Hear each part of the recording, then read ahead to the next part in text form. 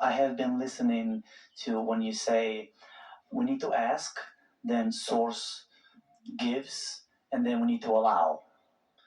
And a little bit in my case, how would that process be? Well, the allowing is what we've been talking about right here. You find something that feels good and focus there until it feels gooder. So it's all about feeling good, and you allow the stream to go faster and faster down. Yeah, but you don't try to be the energy in the stream. The efforting thing is what messes it up. The trying to get out ahead of it is what messes it up. This is exactly what it is. You have already asked, it's already vibrationally a reality. You don't know that it's vibrationally a reality until you realize it. You can realize it emotionally really soon. But it's going to take a little bit more for it to manifest in ways that you can spend it or sell it or live in it or whatever. So if you can satisfy yourself with the emotional reality, the what isness of the emotion, then that vibrational allowance by you, because of law of attraction, has to attract more detail. But if you are impatient about the detail, so you don't accomplish the creating of the vibrational atmosphere, then your impatience about the detail not being there messes up the vibrational atmosphere and prevents it from happening. Ooh, that was good. You heard it clearly, didn't you? So we know you are an impatient group. Esther's on the phone holding, and they say, thank you for your patience. And she says, you misunderstand completely who I am. I'm not feeling patient. They were on an airplane the other day, landed. They couldn't make the gate come out to meet the plane. The girl who was operating it did not know what she was doing. It was going up and down and over and back, and people were getting anxious about their connections. The pilot said, we thank you for your patience. And Esther said, they misunderstand us. We're not feeling patient. And yet, that is the only thing you have control over. You don't have control over whether the girl ever gets the thing to come to the gate. You don't have control over who hired her.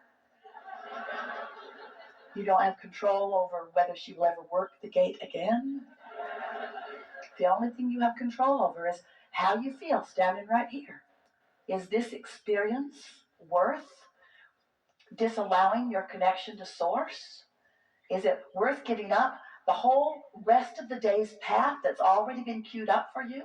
Is this knee-jerk reaction to a condition you can't control really worth leaving your vibrational alignment? These are the questions that you'll be asking yourself. The answer is always no, it's never worth it. It's never worth it. No matter how big it seems, it's never worth it, because that is my singular work, maintaining my alignment unconditionally. So this is feeling good is letting go of resistance. Basically. Feeling good is feeling good. Feeling good is somehow, some way, feeling good. The ultimate feeling good, the question is intense and really good. Feeling good is feeling like the source within you feels right now about the same thing that you're thinking about. Because in every moment, source is thinking about what you're thinking about right now while you're thinking about it. And feeling good is thinking about it like source is thinking about it. So when you're thinking about your business, source is knowing the perfection of your business. Source is chilled out. Because source knows the path is inevitable and it's unfolding, and you're intuitive and you're right on it, and all is well and things are always working out for you. That's what source knows. And if you know something different from that, to the degree that you feel differently about it, source knows perfect timing. You feel not perfect timing. Source knows all is well. You feel, easy for you to say, source. Source knows right place, right time. You feel, how do you know? I can't tell. I'm in the right place at the right time. Source knows the perfection of where you stand. And unless you know that, then you don't feel so good. You just have to keep talking yourself into alignment. That's the work.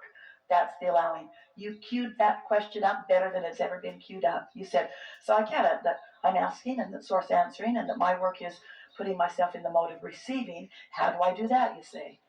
You do that by wanting to feel good and being willing to adjust your thought to something that does feel good, no matter how far from the subject at hand the thought has to be in order to not wobble. Now, where does imagination come into place in this? That's later. That's after you're in alignment. That's momentum of alignment. Once you get into alignment, all kinds of thoughts will begin to flow to you. And what humans want to call imagination is what we call already is doneness. You want to call it imagination. What it is your realization of something that's coming. That's what your imagination is. Your imagination is deciphering thoughts that haven't manifested yet. That's what imagination is. Have not said that to you before. Do you like knowing that? So you have to prepare the atmosphere for the imagination. Don't try to use your imagination to feel good. That's conditional. Don't use your affirmations in order to make yourself feel good. Feel good, and the affirmations will occur to you, you see. Ooh. You're getting it, aren't you? Yeah. Because the universe doesn't hear what you're saying. The universe hears what you mean, and you mean what you feel. And you have more control over what you feel than you've been exercising. But not anymore.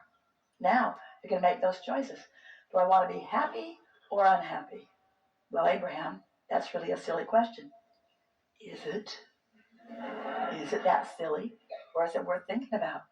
Because if you want to be happy, you wouldn't be talking about a bunch of that stuff you're talking about if you really want to be happy. You wouldn't be going down that road. You wouldn't be sifting through that data. If you really wanted to be happy, you'd be reaching for thoughts that feel more happy. You would. And do not misunderstand us. We are not trying to relegate you to actionless, emotional-less, momentum-less meditators. That's not what's going on here. What we're wanting to help you do is to get the footing from which you want the momentum to proceed, because it is a sure thing. Momentum will proceed, because law of attraction is never idle. So every waking moment, momentum is proceeding. You get to choose the direction of the momentum.